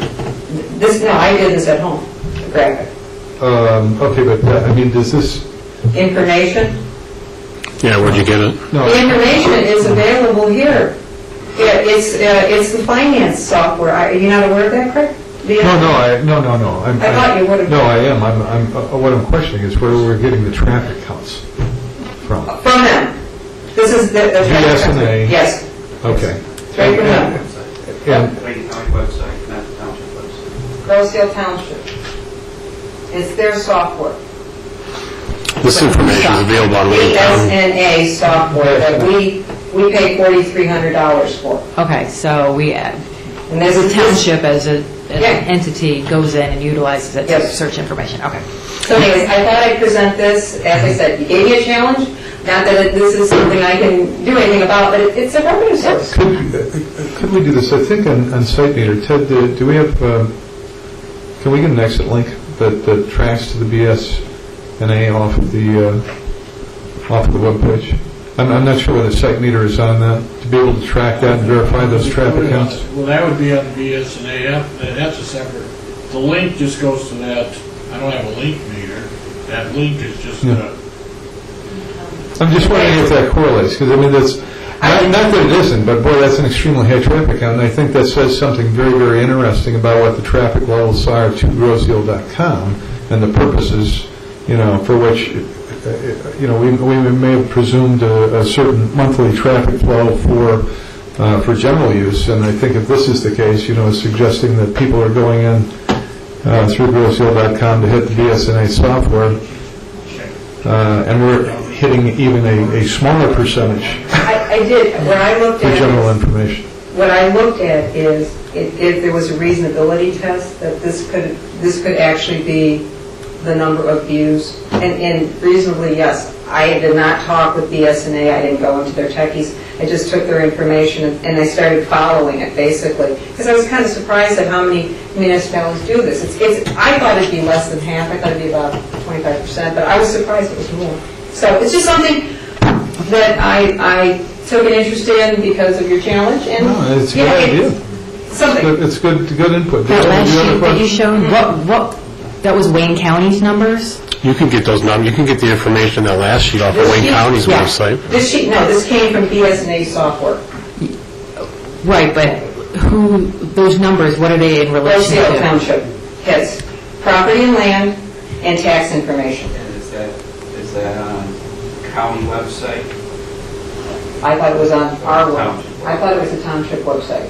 Is that, I think, Because it goes right, we have to go through our website to the BSNA, so I think we it's, need to check Yeah. where BSNA, where that should be counted, because it's Yeah. earlier. can you get to the I guess the question is, can you get to BSNA or whatever the initials are from another site other than Roseville? Yeah, Can you you should get be to able- that page? directly, Sure. I mean, if I would imagine go you to can. Wayne County and get to that, or can I go? I don't know that. Yeah, once you've got the URL, once you've got the URL from the BSNA site, I mean, you can, Go anywhere. I was looking for Pop it, numbers. hit it. And, No, it's a good, it's... okay, it's it's a just good idea. something I thought I'd share. Yeah, thank you.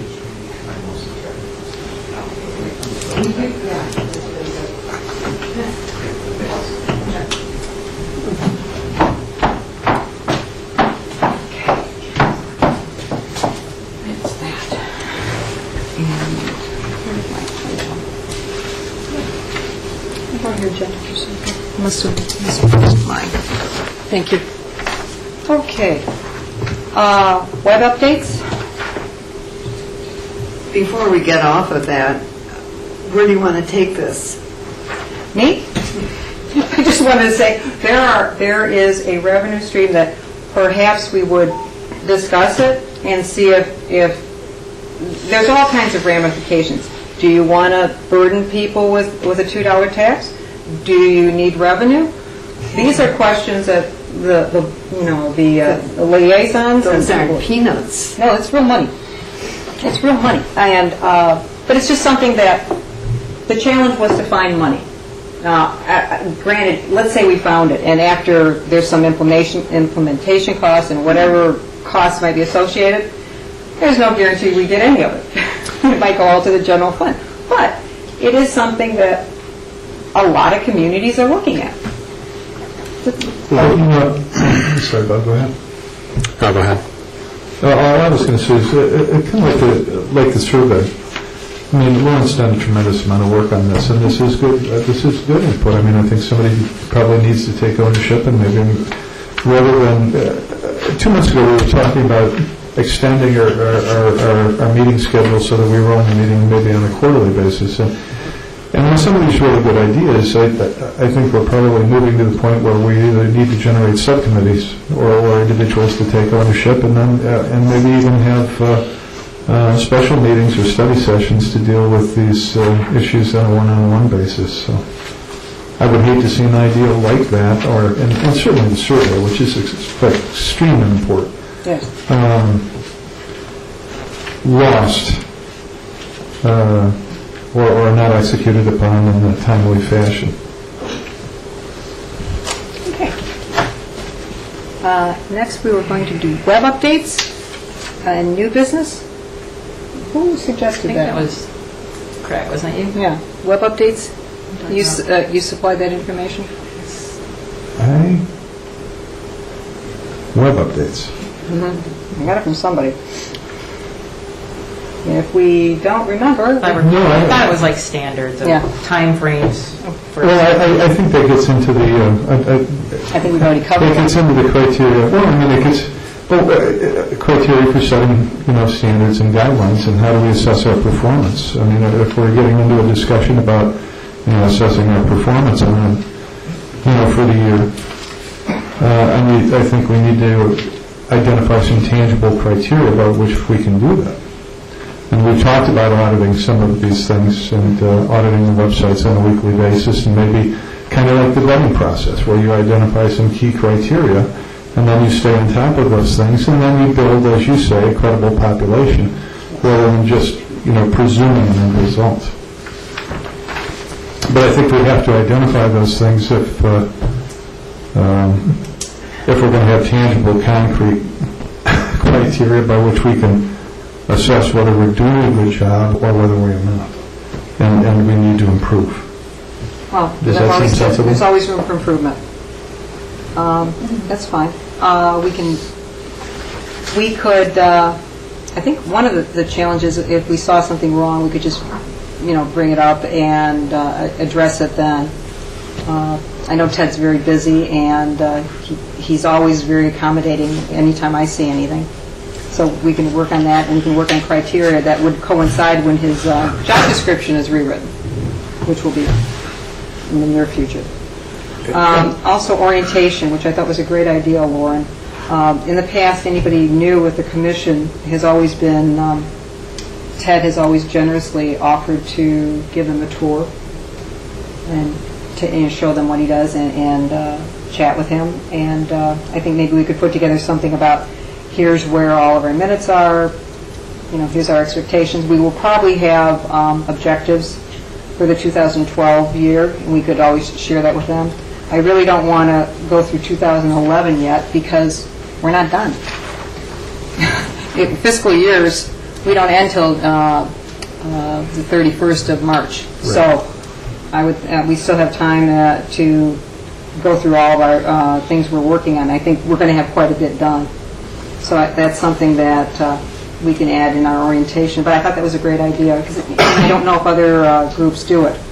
But to my knowledge, most people have not taken Ted up on his generous offer because for whatever reason, timing and all that. And it is fascinating. I'll tell you, if you guys ever see him when he's out on the truck or at Island Fest or something, I encourage you to go to that truck because it's so impressive. My brother-in-law, who's an engineer from U of M, I had to pull him out of it. He was so fascinated by it. Because there's a lot more to what Ted does than just the website. And I think we're doing him a disservice not getting involved in his entire position and only looking at 10% of it. So, but I think that's a great idea. Any comments? Yeah, actually, I mean, my thought was we need to come up with a one-sheeter, basically, that shows what this individual or applicants or people who are actually become commissioners, what they would receive. So that every single time somebody comes in, they get the exact same stuff. It would be a contact list of current commissioners, names, addresses, phone numbers, email addresses, copies of probably the last 6 months of minutes, copy of the township code, goals and objectives, tour, copy of Ted's job description, and anything else that we think should be on that list. But I think just having that available, so going forward, every single person that starts on a commission receives the same information, and they're not, brought on kind of blind. Yeah, and I think this is key, that it's every commission. Yeah, yeah. It's not just the communication commission. And that's, again, it's Wendell was up there, right?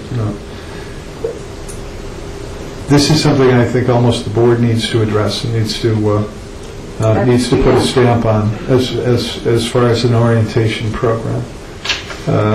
Because we really come on, as do trustees to a certain degree, and we rely, I suppose, on practical experience that they've, that they've gotten over the years, and yet there isn't, again, that consistency of qualification. And I think it would be more than worthwhile to have. I'd certainly like to see it for this group. I think it's an excellent suggestion, and I don't know whether Dale is going to take notes on this, but I thought every commission should have a new member packet, as you suggested for us, and it would put them in the know a lot quicker than just stepping in cold and sitting on a commission for the first time. Sometimes the chair has a chance to orient a new member, but I think something in hand that can be taken home and digested and would be a useful document. So a new member packet, I think, is an excellent idea for all commissions. I think, too, in addition to that, and this is where we have to recognize the synergies, too. What do we have available to us to be able to get this information out there? And if you've gone to a lot of other municipalities, where they have commissions, they'll have explanations of the commissions. They'll have their minutes online, they'll have their targets and objectives, they'll have exactly what their scope and duty, duties and authorities are, and in fairly concise form, so that you've just got to separate it, again, by paragraph, and it's consistent for all commissions. People can go quickly, determine, okay, this is what these guys do. Yes, I would be interested in serving. That sounds like a good idea. And that's one of those areas of address, I think, for us, that we really need to upgrade and make whatever changes are necessary, even if it means just a recrafting of what's existing on the site in HTML. All right, so we're on that. I think we all agree that the orientation sheet, if Lauren, if you'd like to put together one as an example, great. Instead of, may I suggest, instead of saying here are six months, here's the website to go to find the 6 months of minutes, and yeah, less paper, save the trees, and go that way. But I think that's a great idea. It would help everyone. And especially, I think, a tour with Ted, even an afternoon with him. Well, we also invested, I think the clerk's department invested in minutes on demand, and now we have that. Yes. We have a repository available. I'm not sure what the limitations are. Our clerk's here, but I think we can use that. Is that correct? And I think we've got some minutes that are archived. But again, I don't think there's. If you look at different commissions, there's inconsistency as to the minutes. Some have them, some don't. Some have been updated, some haven't been. So it really becomes incumbent upon the commissions, each one of the commissions, to deliver maybe in a format that can be easily added. Maybe. Okay, well, we won't be able to, make the decisions for anyone else, but we can do it for ourselves right now. We've already talked about the website survey, and I think we're all kind of excited about it. It's coming. We can see it coming. The annual report generation. I think Craig or Lauren asked about it, and my understanding is Ted, you usually write it for us every year. You go through and you have reported on it every year that I can remember. My instructions from the clerk's office, and specifically Sharon Gray, is to keep it as concise as possible. And so basically I sit down, I'll probably be getting directions within a week or two, maybe even tomorrow we have a manager's meeting. And I write out the highlights and what we've accomplished for the year. I'll present it to you the next time. Maybe you guys want to add or subtract? Yeah, I think that's important because I think that's referred to in a couple of other areas, and really that's supposed to be a collective report. That's supposed to be a commission report as well, and we need to have, at the very least, auditory. If you want to add something, send me a note. If you don't want, if you want to subtract something, feel free. But well, that's it. That's my responsibility as department manager to write it. And I'll probably get with Kathy. Dale always suggested we get with the liaison and the chair and write it together and get their input. So, but basically, I will write it, and if you want to add something or not, feel free. Thank you. Good. Okay. Fiscal 2012 year objectives. May I just suggest the first thing after last month, that we find some money to not have to hold the cell phone there and maybe upgrade that these screens have audio and things like that? Well, I apologize for not being here last Wednesday, but something, I had an extra person that was supposed to show up for the shoot and got called off when I was needed. That was an item that we are the communications department. If there was some communications beforehand, that could have all been ironed out and set it out, but there was no communications beforehand, and that was the problem. Lack of communications caused problems. But as far as all we basically need is to put a phone jack in here that we can bring the phone from the other room in there. And this room has capabilities that we don't use. There's email capabilities that can come to the workstations during meetings that we set up 8 years ago, and it was used 2 or 3 times and then no longer used. So this room does have capabilities that aren't used. Okay, but are there things that we could improve on in here? Well, Dale and I have been talking over the course of the last 4 or 5 months, and one of the things that we really think is important is that we take a hard look at this room.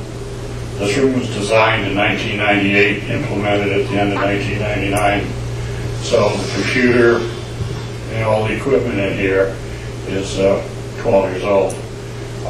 The broadcast equipment that we have is upwards of 14 years old. The editing capabilities that we have in my office are now outdated and 8 years old. When I call the people that I bought this equipment from, they laugh at me that I'm still using it.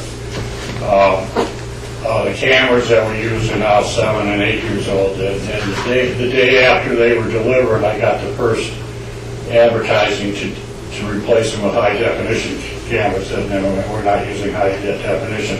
we have totally eliminated VHS from the operation. We're using DVD and TV tapes. But as far as priority goes, one of the things Dale's been advising me to do is let's take a hard look at what might be the first piece of equipment to fail us, okay? I reminded you this afternoon that, or this evening when you came in, that the air conditioning up in our room, that we put in special air conditioning to keep the equipment cool, malfunctioned about 7 years ago, and washed out the Panja unit that operates this whole room, all the electronic, so we have a reconditioned unit, and there's no longer a new unit available, and I can't get on eBay like I used to because a certain supervisor has blocked us from using eBay, but I think he was a wise decision. But the equipment on eBay, when I look for it, it's getting less and less scarce. So we are looking at a situation where our electronic equipment is in its golden years. You know, it's all legacy equipment right now. So we keep it running. I have a lady up in Waterford that knows how to keep our broadcast equipment running. So one of the things we're going to have to look like as a commission is, you know, all this other stuff is fine, but we really need to take a hard look at where we are electronically and where we want to be between here and 2020. I mean, we're already in 2012, so I imagine what we purchase in the next year or 2 or 3 is going to have to operate the rest of the decade, but it's already, what we're working on is already a decade old. And those of you that are in electronic equipment, some of the people that were on the commission before were telling me that the shelf life of some of the stuff is 36 to 48 months, and I'm sure it's even shorter now. So that's one of the things that's going to be a higher priority than anything we talked about tonight. That the equipment that we're using to bring information to the township is on its last legs. You know, what are we looking at in terms of overall, I mean, in terms of dollars? Well, we invested $90,000 in this room, which included the lights and everything, but I haven't looked up the cost of replacing the computer unit that the mics work off of. And the broadcast computer that we use, we have $20,000 invested in it. We could probably replace it for 10, because some of the, we can get a cheaper unit, a cheaper thing that does the same thing. But these are the kinds of things that we're going to have to look at. Do we have a depreciation schedule and a life cycle schedule on these components available to us? It's depreciation. We've never done anything on those. I'm sure Ann has. Has Ann? As far as the county auditing it, I'm sure she... Oh, yeah, they have to. It's already been passed its line. Yes, it's way beyond... It's a 7-year life. Yeah, the depreciation, yeah. Hey, the monitors you're looking at were installed, well, it'll be 12 years, it's 11 years now, these old monitors. And these were top of the line monitors that we actually paid extra because they were thinner at the time and they weren't bulky. So this was top of the line in 2000, which luckily, they're still working. We've replaced the hard drive in here. We've eliminated a hard drive unit here and hard drive unit here. We've taken the screens down and put the monitors up here. But we're in our 4th year with these monitors, and these are televisions now, throwaway monitors. So these are the kinds of things that I've been trying to be very conservative on, trying to make them work. And these are the kinds of things that I look at the budget, like right now we have a little bit of money left. It's not, like I mentioned, I'm not going to go out and do a lot of spending of money this month or maybe next month, but at the 1st of March, I try to find out what's left, and then are we going to make budget? And if the answer is yes, then I take that money and try to buy some significant piece of equipment to tie us on to the next year. And so that's where we are budgetary-wise. I mean, like I said, Dale and I have been talking in a couple meetings about, the equipment and what we should do with this room.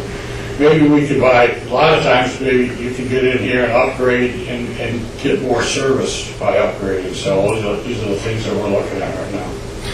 Well, I think we need to have some idea of what the prioritization on this equipment is, and again, what we are looking at in the next couple of years, because I think at a certain point, I mean, and you can't put a ballpark on it right now, but you're talking some fairly large numbers. Are we looking at an expectation of over $100,000 invested over the next couple of years? I'm sure within this decade, if we, within the next 4 or 5 years, I would say, but we've been fiscally, we've never said, in the last 4 or 5 years, we've never said we're going to increase our equipment budget to get this because we need to cut. There are sources of revenue. I mean, we only spend, 60% of the money that we get from franchise fees. It's $160,000 and we Well, spend $180 $170,000. this year. I heard it. By the time it's all over, and we're spending 107. So there's a large amount of money we're returning to the township, which the township has been grateful for, and that's the direction financial has been saying, don't spend. And, like last year, I got a directive in October, don't spend anything you don't have to, If you don't need a battery, don't buy it. If you don't need a tape, don't buy it. That's one of the things I spent. We used to buy $500, $600, $700 worth of tapes every 6 months. Well, I haven't bought tapes in 2 years now. I've been recycling tapes, and I've been buying DVDs at Kmart for $1 a DVD, so we've really eliminated that cost. So those are the kinds of things we've been doing. And at some point, I can make a priority list, and I can say, well, it's going to be audio, broadcast, but tomorrow that Trinity or the global caster that we're using might die of me tomorrow. I can't tell. So. But we should be aware. We should be aware that's what it is. It's the global caster. The Global Caster is, first of all, we bought it as a Trinity, and it's been sold to Global Caster, and there's only one repair person. She lives in Waterford, and right now it's operating. It's not giving me any indication that it's going to go tomorrow, but we've had, days we turned it on and the power switch burned out, and that was probably 8 years ago. We turned it on sometime and a video card burns out. So, these are the kinds of things that the older the equipment is, the higher the odds are that something's going to go wrong. What would we get to replace this now? Well, there's many different products. The ones that I'm looking at and have looked at in demonstration is, and I'm very happy because we can use it in the schools, is TriCaster. It's a $6,000 to $8,000 unit that has, depending on 3 to 6 inputs, we need the more inputs. But, it's in that range, and it does the same thing we do. We can, it's a broadcaster, recorder, and it's a, graphics machine. So we could, go that way. Like I said, we have $20,000 into the Global Caster initially, and with all the video cards and everything we put on it. But right now, I think we could replace it for 10 or under. Well, it's something we can consider and look into it. To answer your questions about budget priorities, these are the kinds of things that I'm going to present to Brian Anuda and Ted Van Oss when I propose. Oh, okay. We're just a little bit ahead of ourselves. That's all. Commission contact list. I think that's been mentioned, and we should have that done when we incorporate in our orientation. So we can set something out on that, and everybody can put their names on it and how they want to be contacted. Go ahead, Tim. Did you skip 2012 fiscal year objectives? Is that something we could put on next month's agenda, that we could all bring what we would like to see accomplished in the coming year? Okay, that was what we were talking about, but I'll add, to redo this. That might be a good one, actually, both the 2011 performance and the 2012 targets and objectives as a separate study session. I could see a lot of time being spent on that, in at least, a 90-minute to 2-hour window. Because we haven't done this before, to my knowledge, in the years that I've been on this commission, we've never set aside and really try to assess our performance or establish targets and objectives for the next year. And, We haven't been able to usually to set up the date of our meeting, so you're right, we haven't had agendas and things like that, so that's fine, we can do that too. Okay, commission contact list, that's part of the orientation, we'll send that out, everybody can put their name and how they want to be contacted, and the next communication meeting is scheduled for February 8th, 2012. Do I have a motion to adjourn? Oh, excuse me, before we do that, I don't think Bob said we did not approve the minutes, and I think we should do that. One of the action items will be removed. we have to invite public comment as well. I think. Yes, Do we not? I'm sorry.